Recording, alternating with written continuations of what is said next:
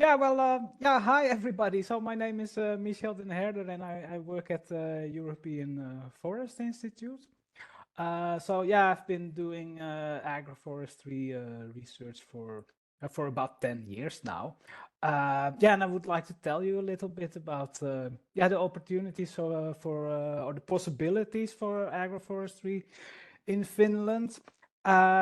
Yeah, so thank you for inviting us to this seminar, this webinar. It was really interesting, and yeah, congratulations to for organizing a wonderful seminar. I think you had a very nice and interesting day. Yeah, I hope you can bear with me still for a couple of minutes. The slide doesn't change. Okay. I'm now having some technical problems changing the slide. Try stop sharing and just turn it back on again. Sometimes it's the easiest thing to try. Yeah.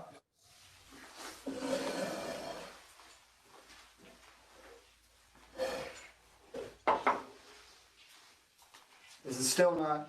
Oh. Huh. Hi, now it came. Yeah. Okay. Yeah, I had to press many times. Then it goes. Yeah. So yeah, but by now I think after a whole day in being in the webinar, probably you know what is agroforestry by now. But yeah, I would like to show you this figure because I think it's quite a good illustration what it is. So yeah, agroforestry is a combination of trees with cropping of crops, but it can also be a combination of trees and livestock on the same area of land. There's also such a thing as mixed farming. There you combine crops and livestock, so that's not agroforestry. So in agroforestry, you have to have trees on the same piece of land. Yeah, we saw that agroforestry is a more environmental friendly and sustainable way of farming, but yeah, it can also be a way of creating a more productive system. So, like here we call it a tool for eco-intensification. And yeah, on this picture, you see a dehesa in the south of Spain. So a dehesa is a silvopastural cork oak system. And this picture is taken early in spring. So the grass actually just started to grow. But you see that it's already getting yellow because yeah, it's in Spain, so it's very hot and dry. And very early in the growing season, the grass already has lost its productivity.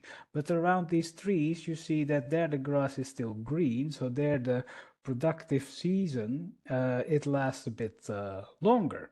And yeah, so an agroforestry system, if you plan it in the right way, it can be a more productive system. And here you see also why. So if you have a monocropping agricultural system with only a layer of crops, then that catches about 20% of the incoming sunlight. And in a forestry system, what you see on the right hand side, there the trees capture about 50% of the incoming sunlight and convert it to biomass that we can use.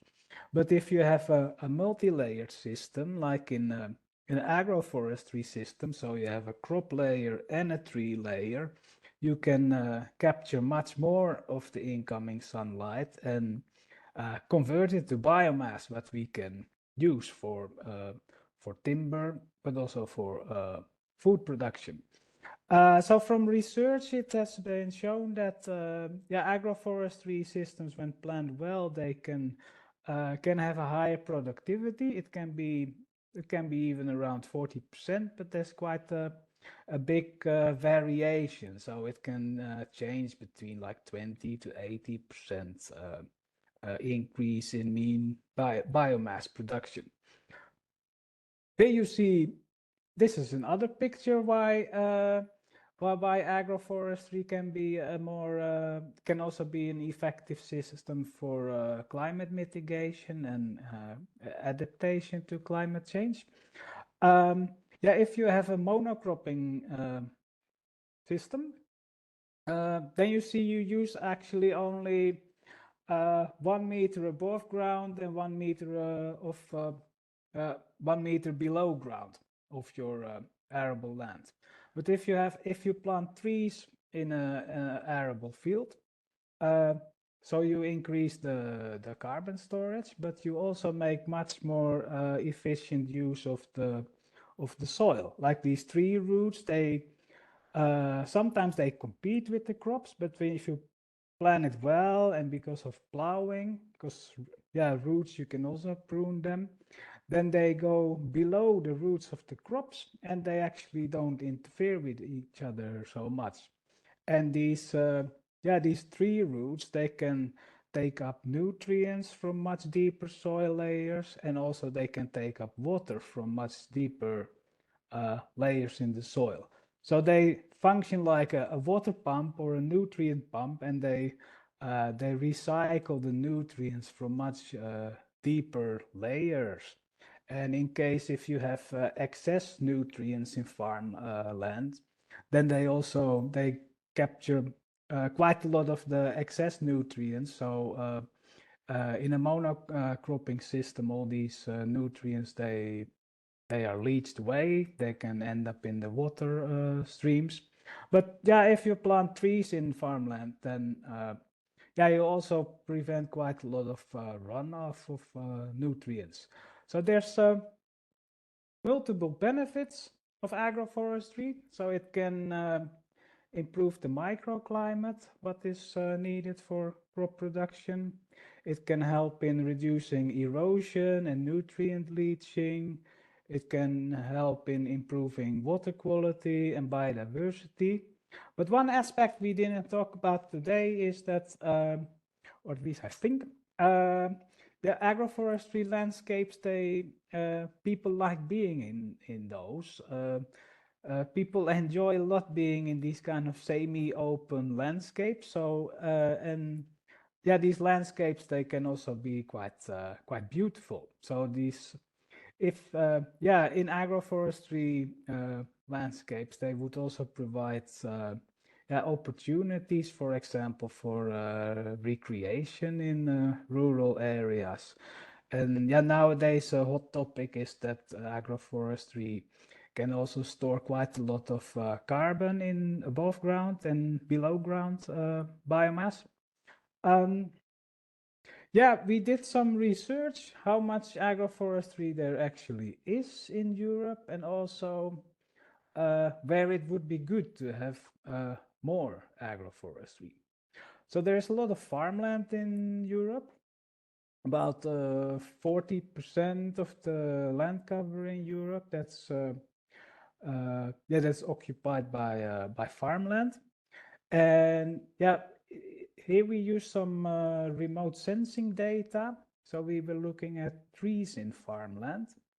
And then it turned out that there's about 100 million hectares in the EU.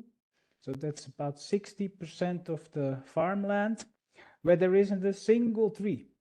So there's huge areas of farmland in the EU that is very intensively managed without any trees.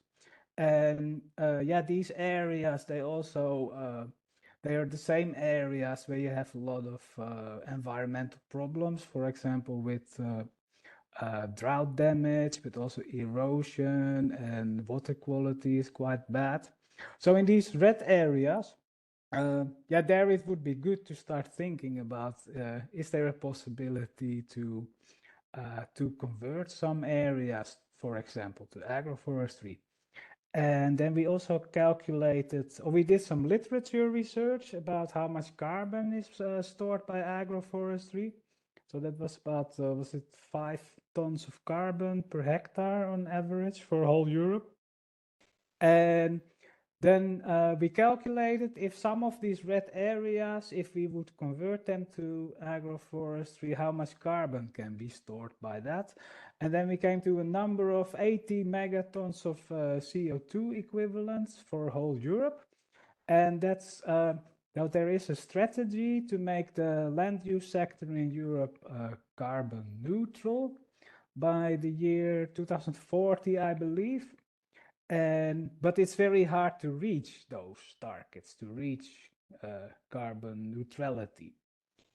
There is an initiative to plant 3 billion trees in Europe, but it's quite hard to plant more trees in forest areas. But there is a lot of farmland where there would be space for planting additional trees.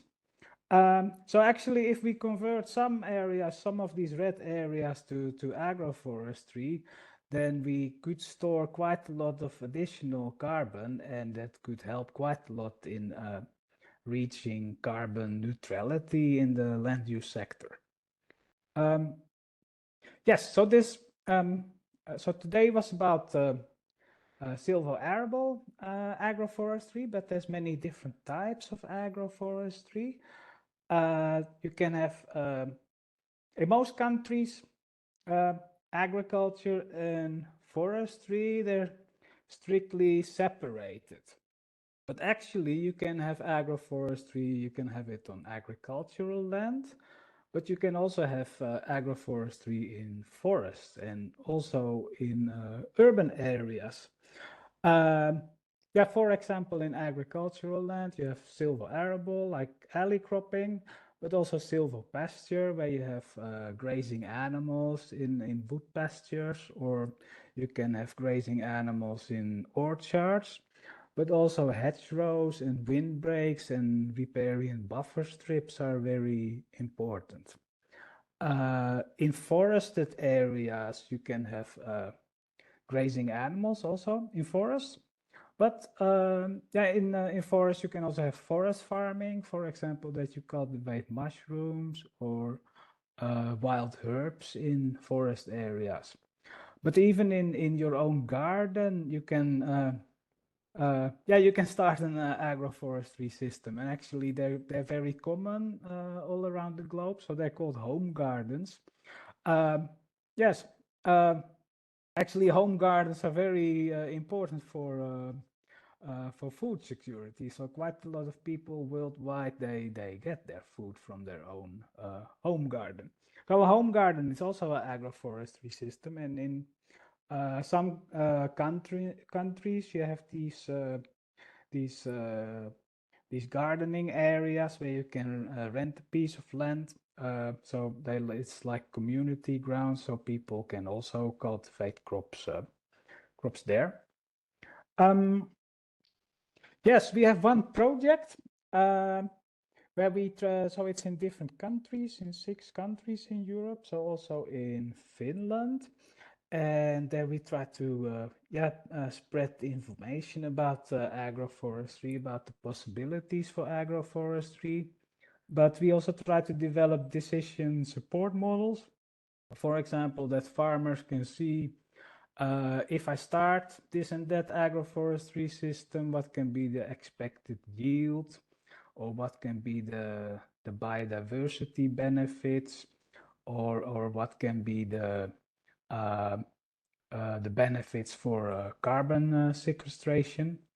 Yeah, so we started 1 year ago. So yeah, hopefully here you see our website that in the future we have some interesting decision support models that farmers and other interested people can use.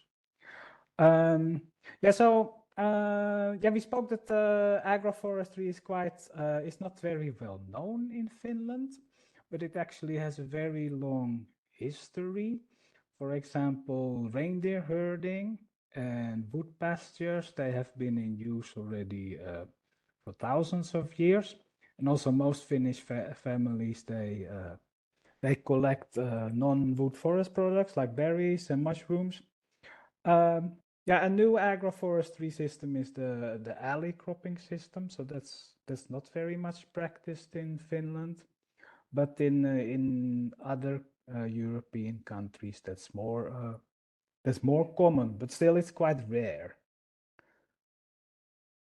The slash and burn cultivation, that's actually also an agroforestry system. So that has, from Finland, it has totally disappeared almost. In Collie National Park, it's still, they try to keep this tradition to show to people. But in tropical countries, some indigenous communities, they are still practicing slash and burn cultivation. Yeah, so in slash and burn cultivation, then, so in Finland, for example, in Collie National Park, there is still practiced. Yeah, so it's practiced in forest areas where they cut the trees, and then the large trees are used for construction, for house building, nowadays for summer cottages. And then you have these piles of residues, and these are then burned when the conditions are right. So when it's not too dry and not too wet. And yeah, then you get a lot of wood ash and charcoal, and that provides you create a very fertile layer or a very fertile soil layer in the forest, and that part of the forest can then in the olden days that was used for crop cultivation for a couple of years or up to 1 decade, so they could cultivate, for example, rye and barley and buckwheat and oats, also turnips. Then after a couple of years, the soil fertility goes down, but then these places, they can still be used for grazing. And then after more years, then these areas, they are abandoned again, or the forest returns, or they could keep them as a grazing area, and that was that's how the Finnish wood pastures came into existence. So some of these wood pastures are still there, but quite many have disappeared. So nowadays only about 1% of the original wood pastures, which were there in the 1800s, they are still there. But it's so in some places they try to restore them, but there's also quite a lot of wood pastures which are left unmanaged. So there the forest is slowly coming back. Reindeer husbandry. So that was a very traditional silvopastural method. Nowadays they use modern methods, but still it's still the old traditions are still a very important part of reindeer herding, and it's still one of the most important aspects of the Sami culture in northern Finland. Oh, now I go too fast. Sami culture in northern Finland. So actually, reindeer husbandry, that's the most widespread agroforestry practice in whole Europe. So the area of reindeer husbandry, that's bigger than the whole agroforestry area in Europe. Alley cropping, so that's new to Finland.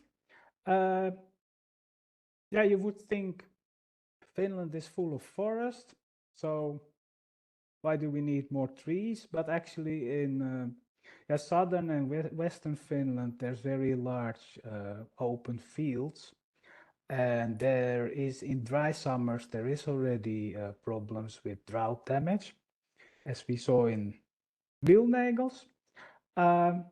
And some steeper slopes, there's also problems with wind erosion. So in those kind of very large open fields where a lot of the soil organic carbon has disappeared, there would be possibilities for alley cropping. So that's good for biodiversity, but also for example, for pollinators.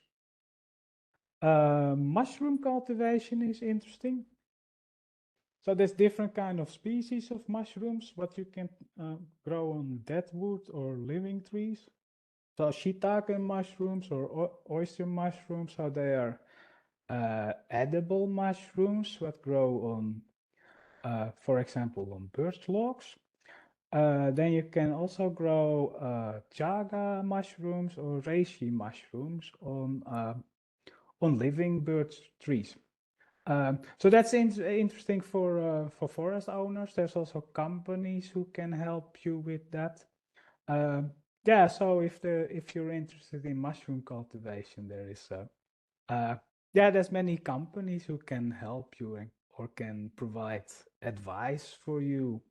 So that can be a nice additional income for forest owners. We also made an info card on that. So you can get that from the website. I thought the link is in the slide. Yeah, grazing in forests. So very often grazing is used as a landscape management practice or for as a conservation practice. But quite close to Joensuu, there's one farmer who is practicing forest grazing in combination with commercial forest management. And yeah, he's very happy with it because he's grazing quite young forest, even some clear cuts.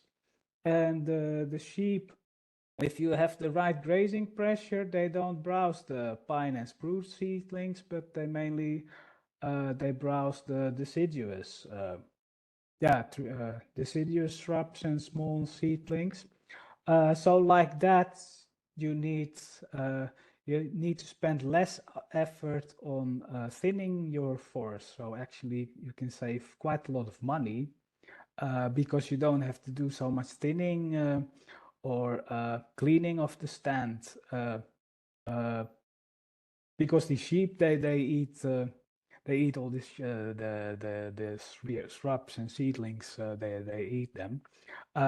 Yeah, so you have to do much less standing, and the farmer also thinks that the forest grows a bit faster than normally because the sheep help in nutrient cycling of the nutrients, and yeah, it's a more environmental friendly way of sheep production compared to a pasture without any trees.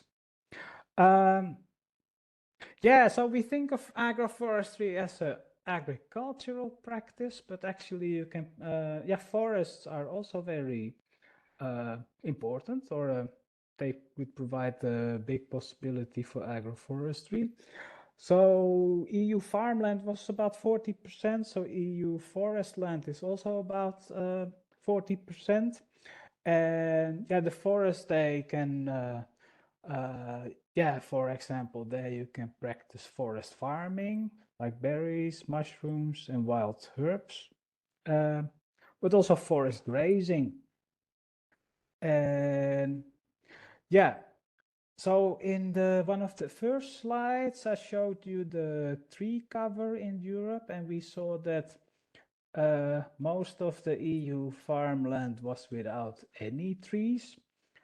So we did that assessment for each European country, and actually Finland, or the farmland in Finland, had one of the highest tree covers, but still 60% of the farmland in Finland had 0% tree cover. On this map you see that there is not so much farmland in Finland, most of it is forest, but the farmland what is there, actually, so mainly in the south and the west coast, so there's also quite large areas without any trees. So in those areas it could be interesting to establish an agroforestry system that would be interesting for improving water quality. Like there's quite a lot of leaching of nutrients to the rivers and water courses, and the Baltic Sea is one of the most eutrophicated seas on the planet. So yeah, it would be beneficial to have agroforestry in these red areas. Yeah, so in this area, along the coast in southern Finland and western Finland, there would be possibilities for us, for windbreaks, riparian buffer zones, hedgerows, and also alley cropping. Northern Finland, of course, we have reindeer husbandry, and Eastern Finland, actually whole southern Finland, that would be interesting for forest grazing and wood pastures and also forest farming. So actually there's an agroforestry possibility for the whole country. And I would like to show you this book. That's maybe some interesting reading. So many people in the audience, they contributed to this book.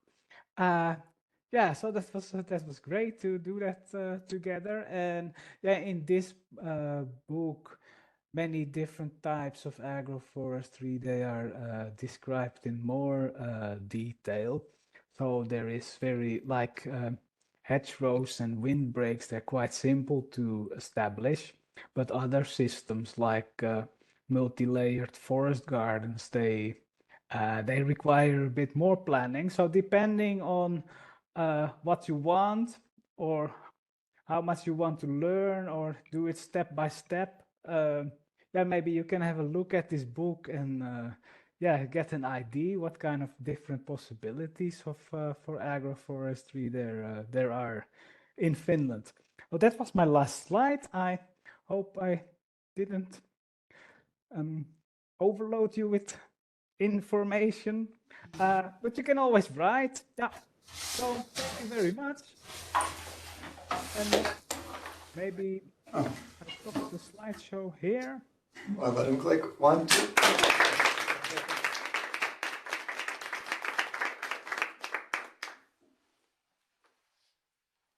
Oh, all right, thank you. That was a really good overview of agroforestry. Hit on some points that somehow we did miss through the other 20 hours. So I'm really glad that we brought you in to do a recap and look at the possibilities for Finland outside of, successional silvoarable agroforestry. There are immediately applicable things that can be done anywhere trees grow. And I was hoping we could use the rest of the session, we have until 1:15 to, of course, if there's some questions that you would like to direct to the show, you can do this. And then we can also have discussion or answer spare questions, so a bit of a wrapping up session. We have Rikard here who has a question. I have one question. Is there in Europe successional silvoarable agroforestry projects like this one in Finland or in the world? Similar projects than our project here? Or are we really unique in the whole world? Can you... Yes, agroforestry research in Finland, it's just getting started. So we really need much more trials and research, and also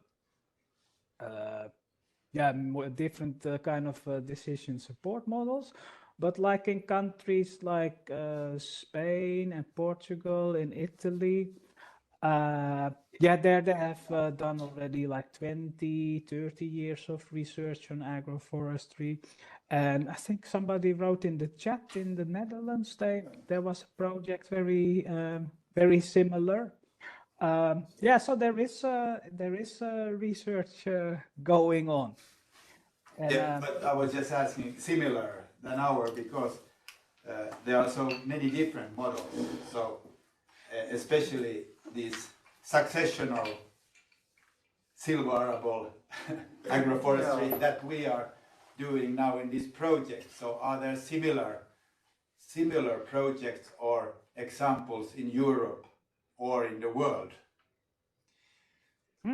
With if I could take that one, I think silvoarable systems not as much, because usually these ideas go to closed canopy. So since we don't want to do that, not as much. Depends on what the exact definition is, but there is a project that's just a few years ahead of us, like 3 or 4 years ahead of us, in Germany, where they did a silvoarable agroforestry system, and a few of the tree lines that they put in, they're not small either, are with a successional model, but it's even more simplified than what we're doing. But so they are coming up, and there are projects around, and especially the countries that Michelle mentioned, that so syntropic agriculture is making headway in Portugal, Spain, Italy. It's easy to translate, from Portuguese to the other Romance languages. So, and they need the shade sometimes a bit more than we think we do here. But yeah, it's just sometimes people don't talk about it too, right? That's the issue, is that people maybe practice these things, but they don't, they're not running a project maybe. But pretty unique, I think, especially for our context, in terms of it being a production system. Oh, there are a lot of questions in the chat. It really depends on how far back that I want to go, so I'm sorry, I'm going to actually literally go backwards. Iira has a question. What would you say are the biggest hurdles for adapting these practices in Finland? For instance, with forest grazing, why do we not see more of it? And what would need to be done to promote it? I'll hand this one to Michelle. Shall I try to answer? Yes, please. So forest grazing was very common in the olden days, but then after the Second World War, forestry became much more intensive. And in the 60s, I think there was some forest company, I think it was Store Enso, but wrote a manifest that all grazing animals, they should be banned from forests. And I think that was the start that it was really going down. And now, so in some parts of the country, they try to restore wood pastures, and some farmers are also interested in it. So, for example, here in Joensuu, there is one. It's a Natura 2000 area, and that is kept open by grazers, mainly cattle. It's quite a large area, but the city of Joensuu pays the farmer to maintain that area. So I think forest grazing compared to arable agroforestry, it's still quite common. So forest grazing is in total area is more practiced than arable agroforestry. But still, I think there could be a very big opportunity for that. But it's also nice for, it's better for animal well-being. But a lot of farmers, they quit, or they go more and more intensive. So it's very hard to convince them that there's also other possibilities. Is it okay, sorry, Josh, to say something through the microphone as well? Please do.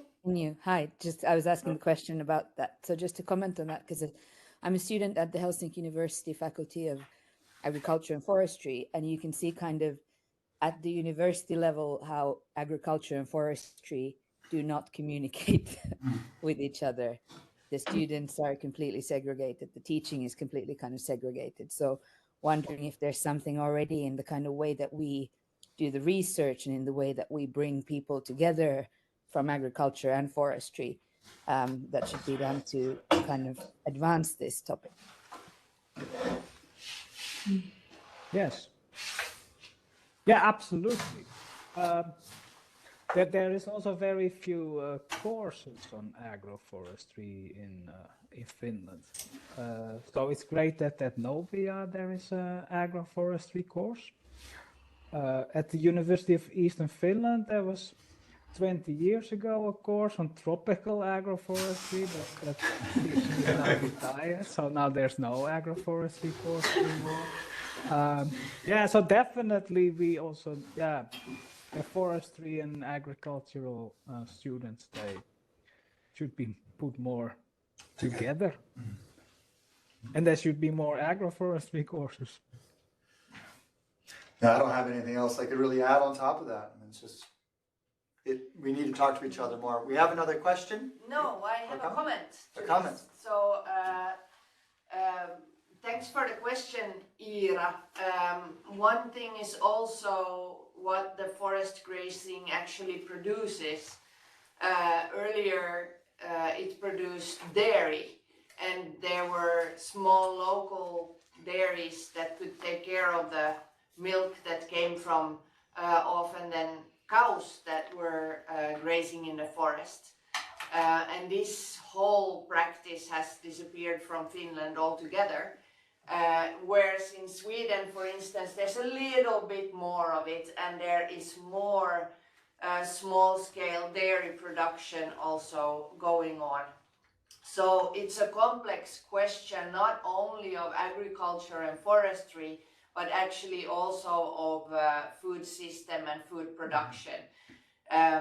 That's just my comment on this forest grazing. And then, of course, I'd also like to comment, Michelle, with unfortunately Novia still doesn't have the agroforestry course, but if you guys are interested in an agroforestry course, it is much easier for us to drive this question if we know that there would be interested people out there who would like to do a course like this. So, you know, let us know if you're interested. Thank you. Yes, sure, I'm interested. I hope I can help. But yeah, I'm very much willing to contribute if there comes that kind of course. Absolutely. Thank All you. you do is ask. Are there some more questions from here in the room? I can go through the chat. I have a question, but it's not maybe not directly to Michael, but it's that's fine. how about if we have 3 lanes that how do you suggest that we are cutting the roots, or is it any more recommended to cut the roots next to the trees that the crop is getting more space at the beginning? Well, I can only give my personal opinion on that because we don't have enough data yet. There's a lot of good information coming from different systems about how this works or doesn't work. And as a general rule, we are going to do root pruning, so we'll either use a simple disc or a subsoiling shank that's sharp enough.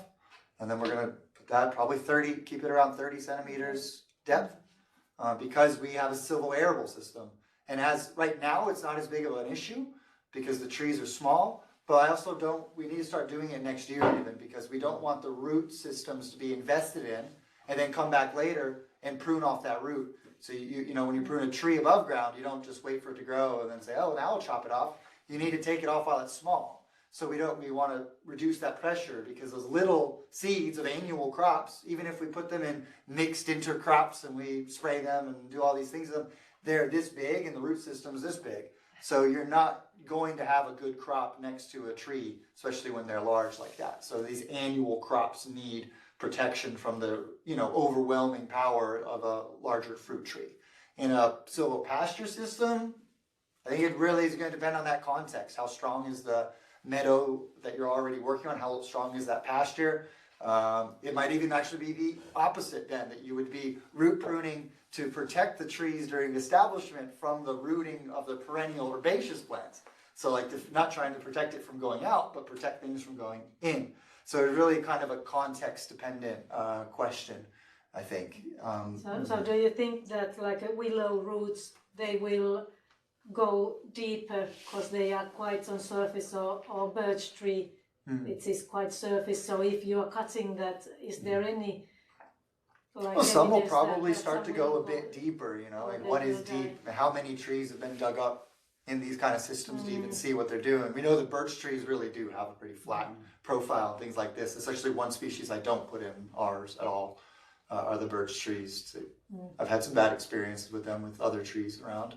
I mean, with management, they could be a bit better, but we don't have enough research yet on all of these different species. And then especially if you can't receive subsidies for an agroforestry system because you put a willow tree in your field, because it's a non-productive crop.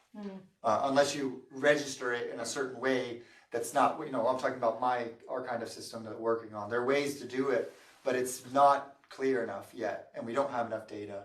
But generally, depends on what you're cropping with. What's the system, and then root management. For a pasture system, eventually, I think one of the benefits would be that you don't do any root pruning. I mean, you don't do any root pruning, direct anyway. If you manage the overstory, if you manage the canopy, there'll be some indirect root pruning that takes place naturally. It's not as straightforward as some people say, like you take one shoot off, it loses one root. It doesn't really work that way. But you can also manage the overall root size by managing the photosynthetic capacity of the tree. But certainly if you're doing annuals, you don't want large trees. I can show you photographs and data that show drop lines from my own systems when I didn't prune the willow tree during a drought season, and I didn't apply the irrigation that I should have, just wiped out the yield from a pure circle at my old market garden.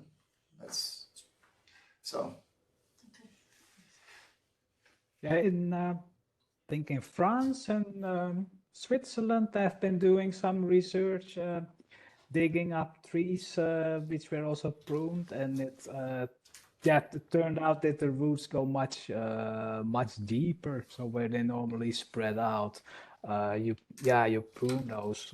You can't prune them too close to the trees, but so you have to leave quite a lot of space. But overall the roots go much deeper in the soil before they start spreading out again. But yeah, in Finland that has to be tested still. Okay, moving. Yeah, I could comment. I think it's really important to think about species that can coexist. And if I understand, sort of my idea of agroforestry is that you find species that can sort of coexist and they can enhance each other's lives or growing. But when it comes to root pruning, so from the fruit production side, there is, of course, the technology is there and you don't have to find anything new. And you are using it systematically in fruit production, the root pruning. But there is, it's the same reason why you do it, is to stop too vigor vegetative growing of the tree, because you want to produce fruit, not tree, in fruit production. So it's really important. And there are some more questions, but I'd like to just pick up on that point about finding things that work out together. So if we can remember all the way back to the morning, Joel brought this up, that species studied in isolation act one way, put into mixes act another way, and it's not simply that you take wheat and peas as a good example, and then any kind of wheat and any kind of pea, then you're going to get this mutualistic expression. The cultivar selection also matters. We had a big debate. Robin was there for it at this intercropping association about this, that we need a lot more information, and currently there are like legal/political hurdles to jump on this, because these aren't being tested. They're not being put out, they're not being tested at all, or they're not being made public how these behave in association. So we do need, obviously we have data on different kind of root patterns, but we never always have as much data as we need in these systems, because they can sometimes at least behave very differently than you would expect. And that's something why we need people to start trying on a small scale and see what works. Of course, there's some things we can say immediately that maybe won't work, like willow next to wheat without any root pruning. It's a bad idea. Or garlic next to willows without any root pruning or irrigation. But there's a lot still to learn in this space. And Robin also had another point there. I mentioned him a couple times today. He mentions that walnuts, for example, are really good for these kind of practices. They naturally root deeper than other ones do. So there are some choices that are pretty clear from the beginning, and we have some people in the room with experience with walnuts in Finland. So and in the network that's been mentioned, and also probably in Iiris's book, I remember, isn't Joel or Yoel Rosenberg? Yeah, I almost called him Yoel. He's written a few books on this topic. So we have a lot of local experience, and just get some more people willing to try it. Do we have any? We still have about 6 minutes. Is there a question or comment, something that somebody would like to talk about here in the room? Yes, that's right. There's a question. I was wondering, you mentioned in the chat, someone mentioned a Dutch agroforestry project, and I'm actually looking for a graduation project in agroforestry. So I was wondering, I can't see the name because I didn't open the WebEx. It's Robin. It's Robin that was saying that in Holland there are some agroforestry projects. So if Robin could just. But I think Joshua. I have his contact. Yeah. So Yeah. just get your email and then I'll send it Thank you. on to Robin. Shy hand? No, it's not good. Shall I ask a question? Please do. It's for Michelle. Yep. The grazing in forests. So you said there's still some of it left in Europe, but of course a lot of them are very small agricultural enterprises. And thinking of say the milk that is produced if you're grazing in forest meadows, the large global multinationals like Arla have they want large volumes of milk. None of the large multinationals want to collect very small quantities. So therefore, of course, most of those small systems died out. So you're battling against multinationals who are just not interested. So how can you get those small enterprises to thrive? Yes, very good question. Thank you for that. Okay. Yeah, so what it looks like is that most forest grazing is not for dairy production, for milk production, but it's more for meat, production. I think Valio, so the Finnish milk producer, is there somebody in the room from Valio? Maybe not. But they were a little bit interested in forest grazing and combining it with milk production. Actually, on their website, they have these, so for these free-range cows, there are some pictures of what looks like an agroforestry system. So, yeah, it would be nice to talk with them or develop something together, how this could be. Can it be applied in practice? Can it be scaled up? I understood it's very, so for meat production, it's quite easy. But yeah, for milk production, because you have to milk the cows, and it's more difficult in a forest grazing system. I know in England there is Net Castle. It's a rewilding project where they're using very tough breeds of longhorn cattle for high quality meat production, because the original farming system, a traditional non-organic farming system, couldn't make any money. So they went to a rewilding system, and of course they can sell the meat at premium prices as organic, and get a much higher income.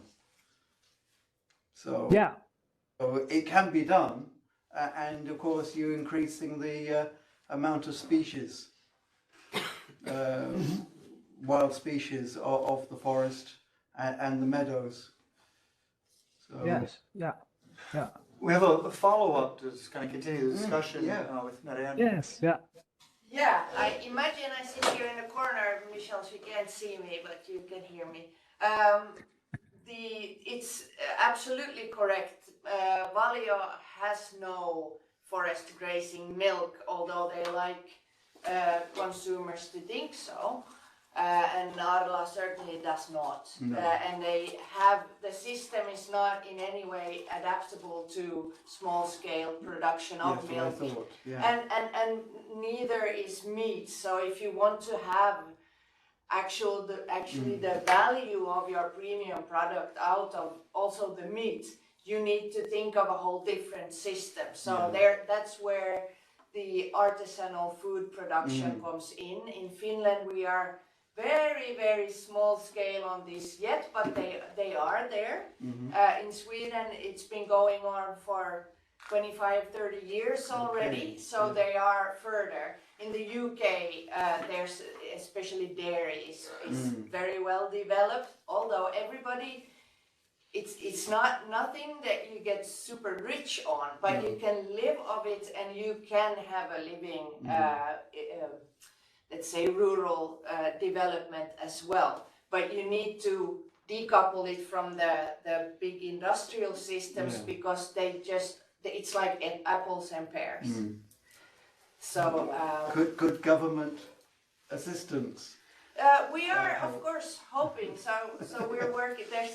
There are national movements working on this, but the ministry is not yet, at least, promising any money for a longer term prospect. But we are working on it. Okay, good. Yes. Good to know. Yeah. And most of these products, they are like meat products. They go to direct sales. That's right. That's right. Farmers sell it directly to the customer, Yeah. so they have a farm shop. Yeah. So then they can get a better price. But yeah, very little of it ends up in the supermarkets. Yeah. It's right. It's the direct sales here. It's the Reko, it's the food hubs, the sales on the farms directly. That's where we as consumers can also make a difference. Well, unless there are any burning questions, which I don't think we've kind of hit all of them, we're at time. So let's thank Michelle and Ricard one more time for participating.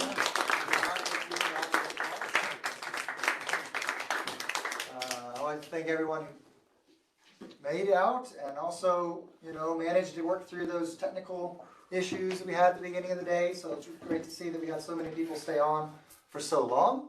And of course, I want to thank Marianne and the other Novia staff who disappeared into the woodwork, but they also were integral to making sure today could take place. So thank you so much. And can't run off anyway, but if there is anyone who has another question or something as we kind of tidy down and shut down, that's okay with me too. There's a question on walnuts in the chat. And I know there are people who know more about that. Getting walnut seedlings in Finland. Good ones. Walnut seedlings in Finland. Does anybody want to raise their hand where they know they can find them? We have this nut growing project with Puustoinen Arboretum and some other nurseries.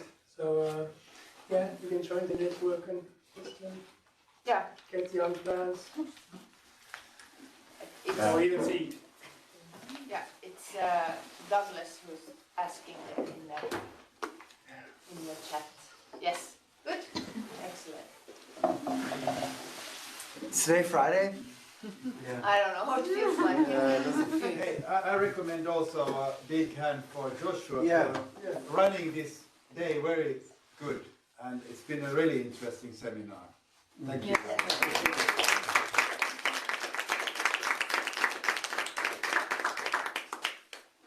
Okay. Well, Also, from my behalf, thank you for a very interesting seminar. It was really super interesting. I enjoyed it very much. Yeah. So thanks to Novia and Joshua and Marianne for organizing this. And now we keep in touch. Yeah. Yes. Thanks so Hope much. to see you all again soon. Thank you to everybody online too.